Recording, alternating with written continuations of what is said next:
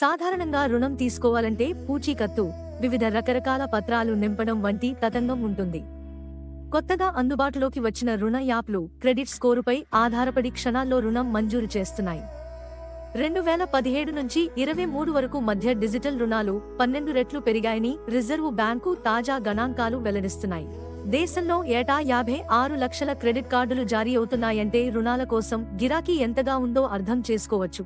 అందరికీ స్మార్ట్ ఫోన్లు, ఇంటర్నెట్ అందుబాటులో ఉండడంతో డిజిటల్ రుణాలు మంజూరు సులభతరమైనది.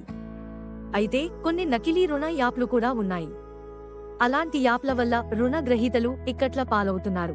ఈ యాప్లు వినియోగదారుల కాల్ రికార్డులు, కాంటాక్ట్ నంబర్లను చట్టవిరుద్ధంగా సేకరిస్తున్నాయి.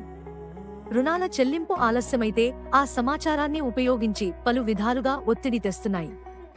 డిజిటల్ రుణ యాప్లు 15% దాకా ప్రాసెసింగ్ ఫీజు విధిస్తున్నాయి. అధిక వడ్డీ రేట్లు వసూలు చేస్తున్నాయి. అయినా డబ్బు అవసరమైన వారు వాటి వలలో పడుతున్నారు. పాత రుణాలను తీర్చడానికి కొత్త రుణాలు చేయాల్సి వస్తున్నవారు చాలా మందే ఉంటున్నారు. ఇలాంటి వారు రుణ విషవలయం నుంచి బయటపడలేకపోతున్నారు.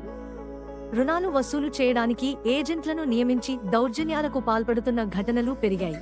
సాధారణ బ్యాంకు వడ్డీ రేట్లకు డిజిటల్ రుణాలపై వడ్డీకి చాలా తేడా ఉందనే సంగతి వినియోగదారులందరికీ తెలియకపోవచ్చు. ముఖ్యంగా గ్రామీణ వినియోగదారులకు దీనిపై అవగాహన ఉండదు. రుణ వాయిదా చెల్లింపు ఆలస్యమైతే జరిమానా విధిస్తారనే సంగతి వారికి తెలియదనే చెప్పాలి. దీంతో డిజిటల్ రుణాల ఊబిలో కూరుకుపోయి ఆత్మహత్యలు చేసుకోవడం ఎక్కువైంది. ఈ ఏడాది జనవరి నుంచి మోసకారి రుణ యాప్లపై సైబర్ క్రైమ్ పోలీసులు 134 కేసులు పెట్టారు. 314 అనుమానాస్పద రుణ యాప్లను గుర్తించారు. ఈ విపరిణామాలపై పోలీసులకు ఫిర్యాదు చేసేవారు పెరుగుతున్నారని సేవ్ దెమ్ ఇండియా ఫౌండేషన్ వంటి సంస్థలు తెలిపాయి. 2022లో ఇలాంటి ఫిర్యాదులు 76,000 వరకు నమోదైతే 2023లో అవి 90,000కు పెరిగాయి. డిజిటల్ రుణ యాప్ల ఆక్రమాలపై అవగాహన కలిగి ఉండాలని మరియు అన్ని జాగ్రత్తలు తీసుకున్నాకే డిజిటల్ రుణాలను స్వీకరించాలని విజ్ఞప్తి.